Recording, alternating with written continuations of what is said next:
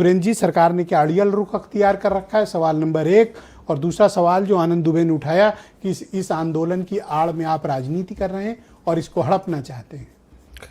देखिए ब्रजेश भाई, पहले तो मैं आपको बधाई दूं कि आपने जो अपना इंट्रोडक्टरी रिमार्क दिया उसमें लगभग सारी चीज़ों को कवर कर लिया।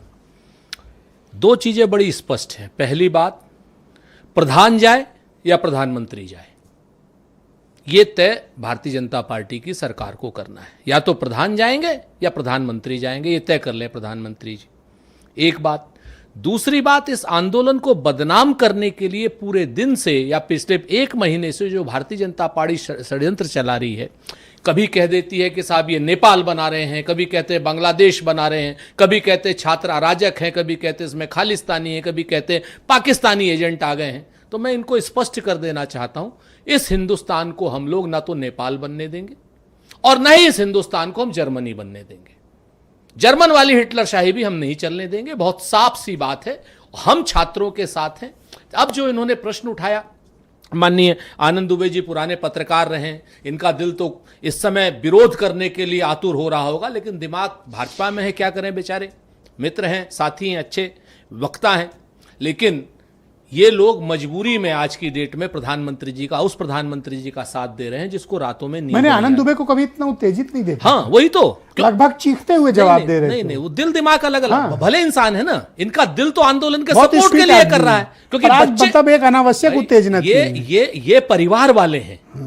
परिवार वालों को बच्चों का दर्द पता है। अच्छा। हाँ, परिवार वालों को बच्चों का दर्द पता है। मैं आप बहुत स्पष्ट बता रहा हूं, आपने बड़ी तगड़ी बात जिसका भी परिवार है उसको बच्चों का दर्द पता है। आनंद दुबे सहित जितने भारतीय जनता पार्टी के परिवार वाले नेता हैं, सबको उनका दर्द पता है। प्रधान का इस्तीफा क्यों नहीं हो रहा? मैंने कहा ना, प्रधान अगर नहीं गए तो प्रधानमंत्री जाएंगे, ये तय है। एक प्रधान का इस्तीफा लिया नहीं। अरे अभी आप देखते जाइए, आप देखते जाइए। अभी चीजें जो हैं बहुत। अब आप बताइए, छात्रों को कह रहे हैं देश का भविष्य है, आनंद दुबे कह रहे हैं हम मान रहे हैं, प्रधानमंत्री कह रहे हैं, लेकिन अमित शाह क्या कह रहे हैं कि पिलट गन चलाओ आतंकवादी।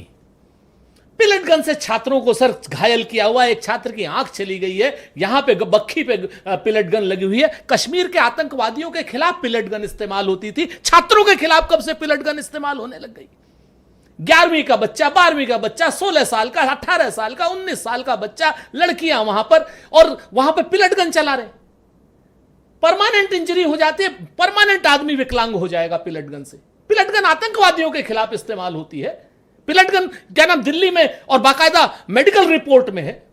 पिलट गन चलाने का मतलब है कि आप बच्चों को आतंकवादी समझ रहे हैं। प्रधानमंत्री जी, कान खोल करके सुनिए, आपको नींद नहीं आ रही है, लेकिन पिलट गन का इस्तेमाल जो आपने किया है, यह आपने पाप किया। प्रधानमंत्री ने दूध का दूध, पानी का पानी कर दिया, रात में वीडियो जारी कर दिया। हाँ बिल्कुल किया। अब क्या खा के किया, क्या पी के किया? आज तक मैं 1990 से प्रधानमंत्री जी को देख रहा हूं, जब वो संगठन देख रहे थे गुजरात का, और वो शंकर सिंह बघेला जी के यहां जाते थे, रहते थे, और वो और संजय जोशी शंकर सिंह बघेला जी की स्कूटर और मोटरसाइकिल लैंड सुजुकी ले जाकर के जाते थे।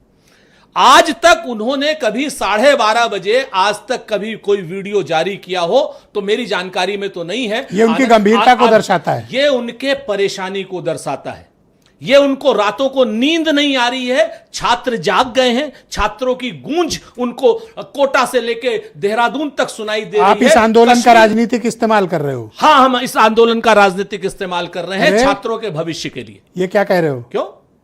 क्यों ना कहें? आप इसका फायदा उठाना चाहते हो? फायदा उठाना, आप इस आंदोलन को हड़पना चाहते हो? चलिए आप पहले पूरी करिए, इसको बीच में टोकिएगा सर, क्योंकि इंपॉर्टेंट सर 20 सेकंड बस। हाँ नहीं, इंपॉर्टेंट बात है। हम इस छात्र आंदोलन को राजनीतिक रूप से दे करके, संसद में बहस करा करके छात्रों के हितों की रक्षा करने के लिए राजनीति कर रहे हैं, और हमारा कोई उद्देश्य नहीं। बहुत शुक्रिया। एक बात नहीं सर, सर रुक जाएं सर आप 4 मिनट से बोल रहे हैं सर। अगर आप सर बहुत शुक्रिया। सेकंड राउंड में आप टाइम ले लीजिएगा। मैं कर्नल शरद शरण को आमंत्रित करता हूं, समाजवादी पार्टी के प्रवक्ता हैं। कर्नल साहब, आपका बहुत स्वागत है। क्या आप भी इस आंदोलन का कोई राजनीतिक इस्तेमाल करना चाहते हैं? सुना है आपकी पार्टी